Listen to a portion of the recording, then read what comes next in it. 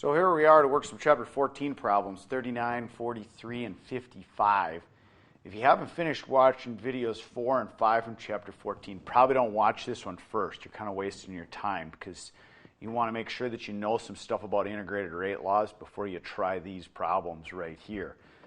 I'm going to work through each one of them with a screencast here, and then you can write down the answers as we go, and you can see some of the graphs that I made for you as well, and then you can find the understanding as we go along.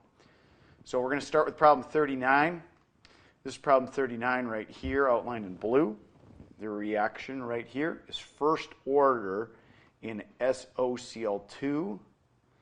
Using the following kinetic data, determine the magnitude of the first order rate constant. So take a look at the data that they give you and notice that it's time and a concentration. It happens to be concentration in the form of pressure, but remember pressure is force per unit area, which is a type of concentration, especially for a gas equation. And notice it's all gaseous right here, all gases. So anyway, we have time and concentration data, which should lead you to know right away that time and concentration data means you could graph it, and you could get a zero first or second order equation from it. And it tells you right now that it's first order, which lets you know that it's a first order integrated rate law type equation. So you got to know that first, and if you haventh learned that stuff about zeroth, first, and second order equations, integrated rate law stuff, go back and watch videos 4 to 5 before you watch this. Otherwise, you're going to be lost. Okay, so here's the time and pressure data, and if you remember back from watching videos 4 and 5, you'll remember that they tell you in this problem it's a first order reaction. And you'll remember that a first order reaction from video 4 and 5 has an integrated rate law equation that relates the natural log of the concentration versus time. And if you forgot that equation, you got to go back and take a look at it and get your notes out right now. Notice it's the natural log versus time graph that's going to give you a straight line. So notice they give you concentration and time data, so they know they're testing your knowledge of an integrated rate law equation relationship. Time and integrated both have an I in them. Time, T-I-M-E, and integrated starts with an I. So anytime you get time and concentration data, know they're talking about integrated rate laws. Okay, so here's a graph right now of the concentration. This is in Y right here, and here's the time data in X. And then since it's a first order integrated rate law, I took the natural log of the concentration in time, and I put the natural log right here on the vertical axis, and I put time here on the horizontal axis, and you'll notice here's my points, here, here, here, and here, and I got a really nice straight line. And remember, that's one of the ways you can prove that it's a first order equation is if you can graph the natural log of the concentration versus time and get a straight line. So if you remember that equation, you know that natural log is equal to negative kt plus the natural log of A original. And you can see right here, here's my equation, natural log of, I called it A, but in this case it's that chemical SO2 something something, and that's equal mx plus b. Notice it's the equation for a line, and we can find m right here, which is the slope, is negative 2.1 times 10 to the negative fifth. This is important because we want to know the slope of the line, because that slope right here, m, is the same as k. Okay, so remember the first order integrated rate law equation in the y equals mx plus b format is natural log of that chemical is equal to negative kt plus the natural log of A original, or I call it A naught. And then this slope right here is this rate constant. So if I find the slope of the line, I know the rate constant. Okay, so look back here. Here's the slope again. Negative 2.1 times 10 to the negative fifth. That is k. And what do they ask for in the question? Well, they ask for the rate constant. Note that the slope is negative k, so look, the graph tells you the slope right here. Here's the slope right here, and the slope is k. That's all you got to do for this problem is graph it. Well, I graphed it for you, so it made it super easy. So if I go back to the problem right here, it says, using the following kinetic data, determine the magnitude of the first order rate constant. And the first order rate constant happens to be that slope of this line right here, which is negative 2 point something times 10 to the negative fifth. And remember that in the equation, the integrated rate law equation right here, the integrated rate law equation has a negative in front of that. So actually, it'll be negative k is equal to negative 2 point something times 10 to the negative fifth. So a negative is equal to a negative. You can get rid of those. And k is equal to 2 point something times 10 to the negative fifth. You can look up the answer in the back of the book or on the answer guide as well to see that it's 2 point something something something. Let's go on to problem number 43. Let's look at it down here. Let's scroll down just a little bit. Find problem 43. Here's 43 where it says the gas phase decomposition of NO2. NO2 goes to this, is studied at 338C, and given the following data. We've got to scroll back up here. Here's a bunch of time and concentration data again. Time, remember, has the letter I in it. So anytime they give you time and concentration data, no, they're talking about integrated rate laws again. I for time, integrated for I. Okay, then they say, is the reaction first order or second order with respect to concentration NO2? What is the value of the rate constant? Well, now you got to remember back to your 0th, first, and second order equations and know that you can find them graphically by graphing concentration versus time, natural log of concentration versus time, and 1 over concentration versus time. One of those is going to give you a straight line. When it does, it tells you whether it's 0th, first, or second order respectively. And then you can use the slope of the line to find the rate constant. So let's go over here to the PowerPoint. I've got it clicked on here for 43. Let's take a look at some of the info.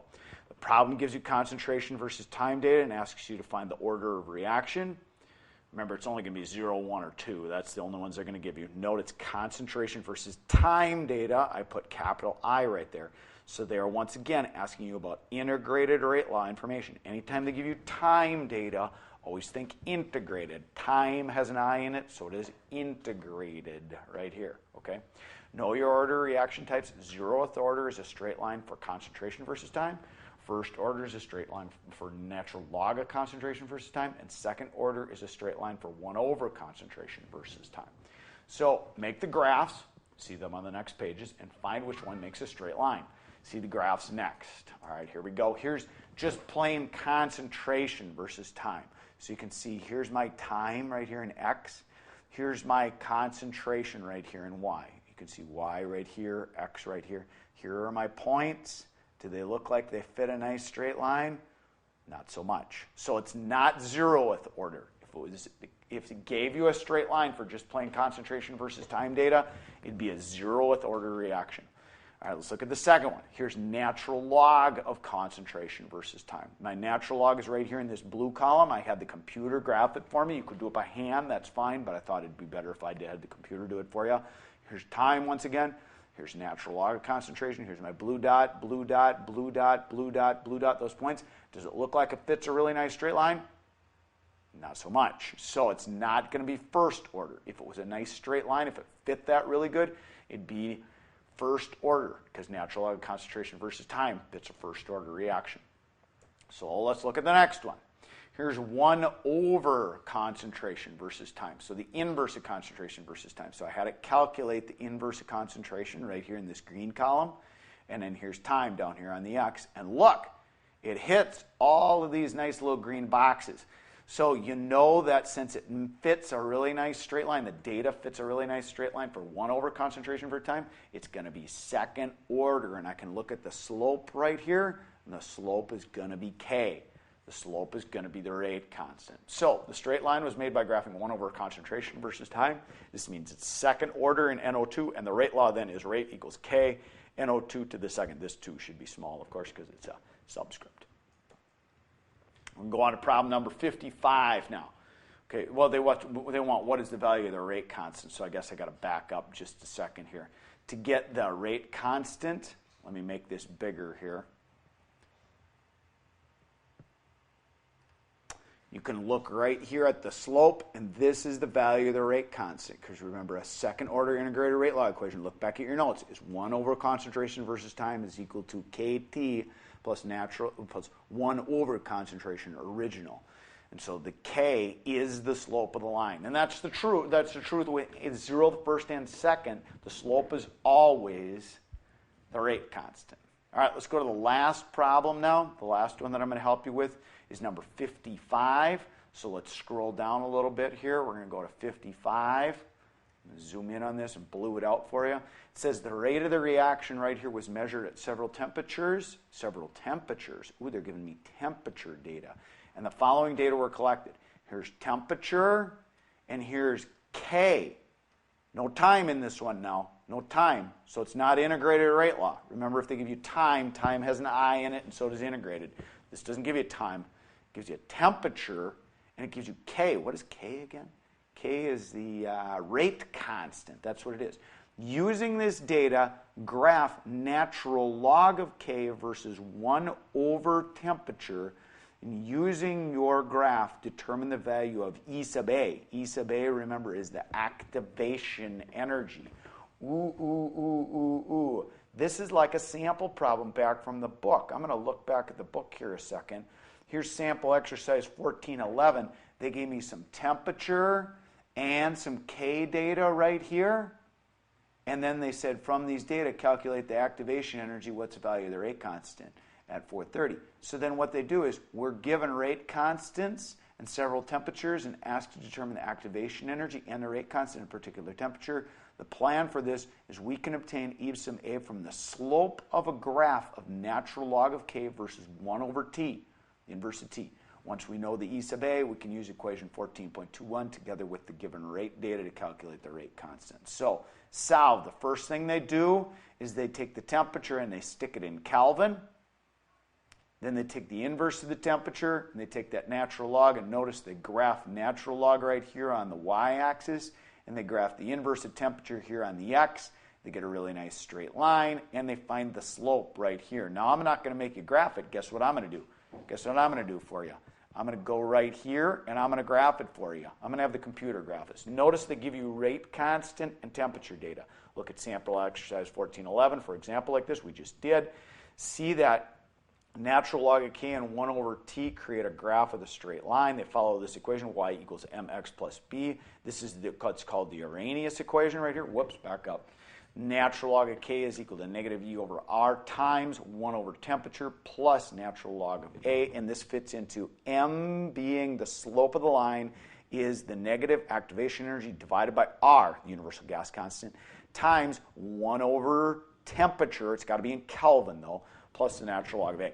And the thing we're interested in, of course, is the slope, because if we get the slope, we can find the activation energy. So graph natural log of K versus 1 over the Kelvin temperature. Find the slope of this line to find negative E sub A over R. See the graph on the next page. Here's the graph. So here's the Y data, and there's the natural log of that.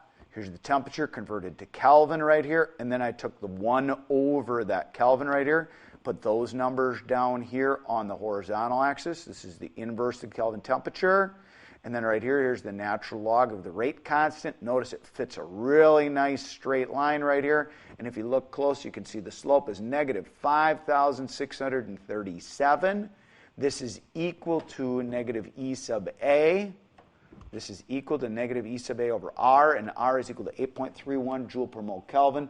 Undoing this R and multiplying it by the slope gives you an E sub A of about 47.5 kilojoules per mole. The book converted it right to kilojoules. Remember, this is in joules right away. So in summary, note these problems all had you make graphs. AP questions, usually they'll give you the graphs and then ask you questions about them, like the slope. They'll ask you what the slope is, or what does the slope tell you, whether it's a rate constant or whether it be the activation energy. They'll ask you again what the order of the reaction is, what is the activation energy, etc. So memorize this. Bottom line, you got to memorize this. Given concentration versus rate data, it's a rate law question. So if they give you concentration versus rate data, that's the thing where you got to figure out what the exponents are. Okay?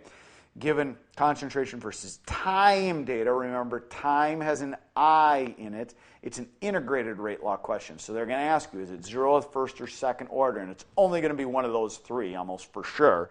And remember, for 0th order, it's going to be concentration versus time gives you a straight line. For a first order, it's going to be natural log of concentration versus time gives you a straight line. And for a second order, it's going to be 1 over concentration versus time that's going to give you a straight line. It's all about getting a straight line there for concentration versus time data for integrated rate laws. And then lastly, given the rate, constant, and temperature data, it's an Arrhenius equation question, and that's like number 55 that we just did, where they're going to ask you for activation energy. That's the amount of energy to get their reaction going. So there's a little summary. There's a little summary of those 3 problems. You should be able to answer those 3 now. Hopefully you got to see those graphs. You can play this back again. You can sketch the graphs, and of course you can write down the answers, and you have the answer key to it as well. But just write down a couple of little bullet points for each one. And I can't stress enough, once again, this summary right here, you've got to memorize this stuff. You got to know concentration versus rate, it's rate law. Concentration versus time, I is integrated rate law stuff. And then Arrhenius equation, once again, is the rate constant versus temperature. And you got to know that it's the natural log of the rate constant, and it's 1 over the Kelvin temperature. And you got to know that. You got to have that memorized to be able to be effective in this area. So you can look back here at these questions. You can write those 3 down, and you'll be super successful on getting those 3 problems done as part of your homework. Good job.